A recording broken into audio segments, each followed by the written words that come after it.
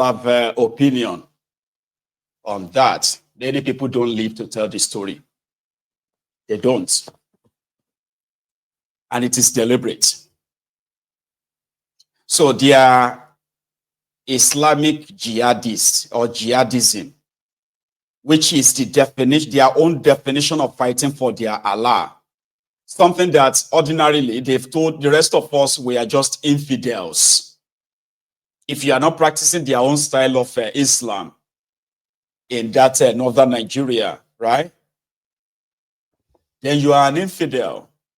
And to them, an infidel does not deserve to live. An infidel cannot lead them.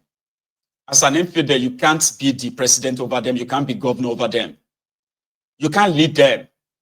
Even if you are from the same country, allegedly, okay, well, allegedly, it doesn't really matter to them. You are a fair game. And there is this mentality as well, which their political criminal leaders have somehow, right, ingrained in them. And that is, they are the owners of Nigeria. You and I are just tenants. You and I, we are just tenants. Whether from the east, from the west, or wherever you are from, claim to be indigenous people to these areas, they don't give a damn about that. As they are using the, what do you call it? As they are using coercion, deceit, as well as monetary enticements to get some of those who are supposed to speak for me and you, to keep them shut while they kill us. The rest of theirs believes that it's just going to be a matter of time. So when Bokwari came with the idea of Ruga, the idea of Ruga was, or the idea of a waterway bill, was just to make sure that these Fulani terrorists and their wives are settled within the space of every part of Nigeria, especially the southern part, so that maybe in another few years, when they have the population that is up to maybe 10,000, 20,000, they can be given their own local government areas. And yes, they will create it. Give them local government areas and tell you that they are indigenous people to those lands. We fought that. We really fought that, even though it might look like nothing. I promise you, when Bokwari was making that plan, it was a perfect plan. They even recruited the Yorubas into it. They recruited the Igbos into it. They gave Oples Uzodimba in Imo State. They gave him $10 million to provide lands that will be used for Ruga in Imo State. They gave Obaino the same thing, $9.8 million in Anambra to give them land in Anambra. They gave some of these guys who actually collected the money in Yoruba land. They recruited Pastor Ruga, Ikene Shatabandu, to go and tell us how it is such a great idea that those who have their cows have no money to build or buy land to actually build their own ranches. So for peace to reign, the government will take the land from the indigenous people and give it to this murderous Fulani terrorists. But we fought it. Or we did fight it enough that those who collected money from Bokwari were not bold enough. They're not bold enough to deliver in that mandate. They are unable to. Even no places or Dingba that was shooting and killing his own people, bombing them. Yeah. In Olu, also and all these places, bombing them for just to scare them away and get their lands and give it to the Fulanis. He is still unable to deliver until the end of Bokwari's tenure. So if you have a Yoruba man there right now, that is not a bastard and Omuali in Yoruba land, he won't look away. The Fulani's advancement would have been dead by now. But they are more interested in power than the welfare of their own people or even the posterity, which is there to judge everybody at the end of the day. So when the bishops returned to Nigeria, well, maybe another set of bishops, Tinubu was with some of them earlier today in Ask Old Rock, by the way. And Kuka, that fake Reverend Kuka, was there himself to lead these, mongrels to go and see Tinubu.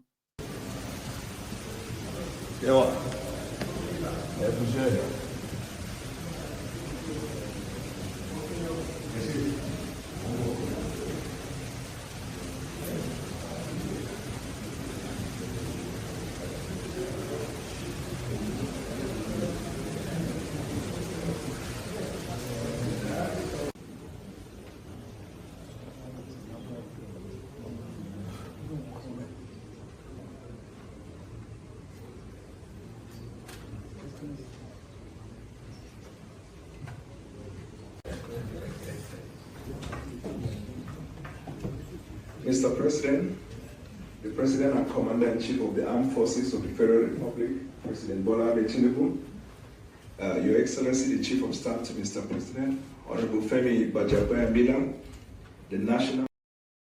They quickly called her together, where Bajabiamule, as well as the Ribadumbu, and others were there to tell those ones, those cassock-wearing mongrels, right, that the story of the killings of Christians in Nigeria, I wanted to tell them that it's not that true. So they denied. And that's it. The security has improved. People, I mean, the terrorists have been chased away. So that's what we want you to go and tell your flock. Go and tell all of them and tell them that it's not as bad as America is trying to sort of like present it. And that's it. After that story, you probably would never hear anything. And I feel so sorry for those who are direct victims of all of this, especially in the middle belt part of Nigeria and in the northern part of Nigeria. If you are not there, you won't understand. Like, they have coordinated terrorist attacks on worship centers. No joke. They are burning down. They are not burning down mosques. So they are burning down churches. They are burning down, what do you call it? Kidnapping reverend fathers, kidnapping pastors, and slaughtering them like it's nothing. That is their reality today. But for the likes of Kuka and others, very soon you will begin to see Kuka and that, and that Buffalo, what's his name again? Abdusalami Abubakar. So you begin to see them soon going about, trying to look for peace. They'll say, okay, come and sign peace deal for 2027 again. He's always there. So I feel sorry for all of you who are direct victims. And I really, really do wish that you are going to take your destinies into your own hands and stop waiting for people who don't give a damn about you. As it currently stands, Tinubu wants power. APC is a jihadist party. Until APC is destroyed, there is no chance that the terrorism in Nigeria is going to die or reduce. It won't. As long as APC, Egbe holds power in that contraption, the terrorism in Nigeria is not stopping. That is a fact. Until then, I advise you, defend yourselves. Use everything you can or everything you can lay your hands on to defend yourselves. Fulani terrorists, they do not, you see, they say when you see swordsmen approach, what you do is that you draw your sword. You don't begin to read their poem. You do not begin to read their, what do you call it? You do not begin to read their speeches. You draw your sword as well. We are facing the same thing, especially in Yoruba land as well. We are, no doubt. But we have other people resisted them few times. And the only obstacle that people have faced in fighting or pushing back these Fulani terrorists, the only obstacle we have faced has been from the government. The same government that was supposed to protect us from this, murderous jihadist. The same government is on their side, and they are turning their guns on us. This is the reality today. And that is one thing that, when El-Rufire was jumping up and down, that they want to come and rescue you and blah, blah, blah, blah. People who knows him very well and what he stands for, right? El-Rufire, well, they won't keep quiet. That's a good, that's a plus, right? I want you to listen to this. To those of you who are from Kaduna and those of you who are not from Kaduna, okay? Watch this. Imagine that the governor you're talking about is Nasir El-Rufai. Oh yeah. I left out his name. And of course, yeah. He's not a particularly nice specimen to discuss. But given the way that you frame the question, what do I think is reputation that he left with? I will answer you directly. Most Nigerians would ask him to account for Daddy Yatta. Daddy Yatta is a major critic of El-Rufai who has been missing for about 6 years. He's unaccounted for. And El-Rufai's children went on social media to imply that they knew what happened to him on Twitter. Oh, wow. Yes, and that when he was moving his mandibles, he didn't know something was going to happen. Who says that for a young person, in respect of a young person with children and a family who has gone missing and cannot be accounted for? What kind of person who suckled on motherly lactation says that? Who has been brought up properly and whose father and mother are still alive and the parents say nothing? Yes, I am not talking here of somebody like the Agwa Adara, yes, who went for a meeting with the governor, ended up abducted and never returned. He was found dead. That's that beside Dadiata. Yes, Agwam Adara. Okay. He went to see the governor. He never returned alive. And this is documented. Ask the people of Tajuru. Now, all of the massacres, now it's very interesting. Do you see, because I have been counting, it became quite evident that between the regime, the administration of El-Rufai and Obasani, something was wrong. There were no longer mass killings in Kaduna. So I started counting. And the gradient the diminution in terms of mass killings in Kaduna, in southern Kaduna in particular, is extraordinary. How is that so? It's not because our soldiers have kind of improved or we have more numbers or anything.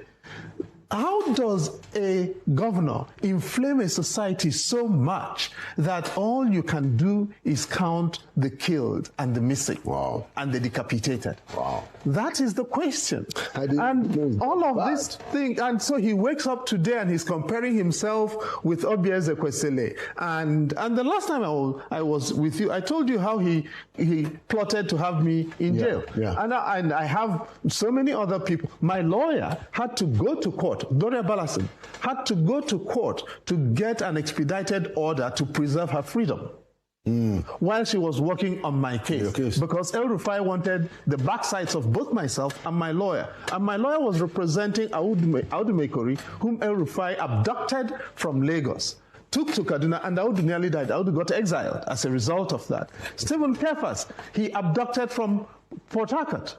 And Stephen was kept in detention in Kaduna for over 6 months. Stephen nearly died. Rufai did all of this. I am naming names because I worked on all of these cases, quite apart from my own, which is still. Imagine that the governor you're talking about is.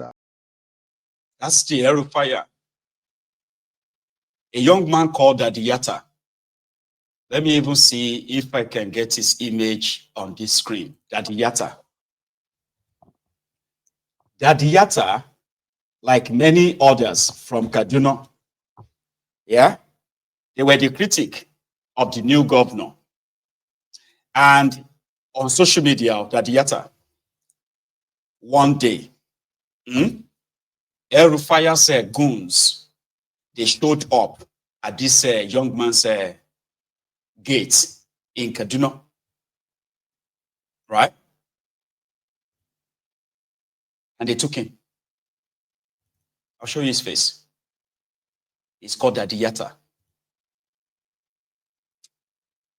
More than 6 years ago.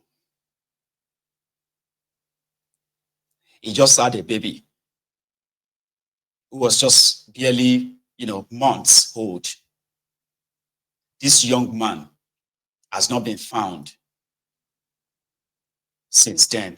And indeed, El-Rufai's son, this mofo here, actually came on social media, right? And said, if people don't watch their mouth, what happened to Dadiyata will repeat itself. Now, this is the family, this is the murderous family of El-Rufai, the Kaduna Little Finger. A man that I insist that if there's any action expected from the American government, if they can take action for real, it will be to issue an arrest warrant for this murderous El-Rufai. Seriously. I know some people who are suffering from the Stockholm syndrome, but I mean, those of you who have been following the political development in Nigeria, especially the killings in southern Kaduna. Have you not noticed? A day after El-Rufai left Kaduna government house, is hired Fulani terrorists. Somehow, he just relocated out of southern Kaduna. They just relocated out of southern Kaduna. The killing just summarily just went down like that. El-Rufai went on TV and said, the killings in southern Kaduna is exaggerated because the Christians in southern Kaduna, they were collecting money, donations from abroad. That is why they do not want the fight to end. Meanwhile, it is the brain behind it. The effort is what? Decimate the population of Christians in that place as much as possible. Baba, this guy also killed the paramount ruler, a paramount ruler of this Adara kingdom. I did a program on that severally. The man was invited by El-Rufai to Kaduna government house. When the man got to Kaduna, El-Rufai kept him waiting. The man was there for hours until evening. They now said, El-Rufai is not around. And they would have to reschedule the meeting. That the man should go back to his kingdom in Adara. Juru. Adara of Adara kingdom and his wife and his driver decided to travel down to his own kingdom and probably reschedule the meeting with El-Rufai. He never made it home. You know what they did to the man? The Fulani terrorists ambushed him just close to his kingdom, right? They kidnapped him, kidnapped his wife, raped his wife. Then they killed him. When they killed him, a whole paramount ruler, it's like saying Oba of Lagos, or Alaafin of Oyo, or Alake of Egba in Yoruba, or Obi of Onitsha, of that caliber. That's who Adara was. So they slaughtered him, the Fulanis. And they now dropped his naked body. He was naked. Sorry. He was naked. They dumped his body in a footpath close to his kingdom. And they said that in Fulani's sort of culture or tradition, right? It is their way of showing supremacy to the people they are about to slaughter. I'm talking about if they can kill your king. If they can kill your king or kill your whatever, well, they believe that they have actually like psychologically or spiritually, they have killed you, the people. The same Fulani terrorists came to Yoruba land. They killed 3 Obas in Yoruba land in a space of 3 days. And there was no reaction, no kind of like, no, nothing. And that is why there is no difference today from what Bokwari represented to what Tinubu is currently representing. It is still the same APC, Egbekegbe, the murderous APC, Egbekegbe. And we are not just mentioning the problems, we are also naming and shaming those responsible. Here is what, in this state of things right now, here is what Obieze Kwesili had to say about the state capture that Nigeria currently is wallowing in. Maybe you should watch this too. The first thing they did was to assault all the systems of governance so that they could capture the state. So we're in a state capture situation. The politicians are the criminal enterprise gang. Politicians. We need to admit it. Are they part of a specific political party? No, they look, I've said it. All you need to do is to take a Nigerian politician and just with evidence, because you know me, I always say that in God we trust. Every other person must bring data. So take each of the prominent Nigerian politicians and map their user journey in terms of which political affiliations have they had since the dawn of our democracy. And you would find that you can't place them. You can't put them in some ideological, platform.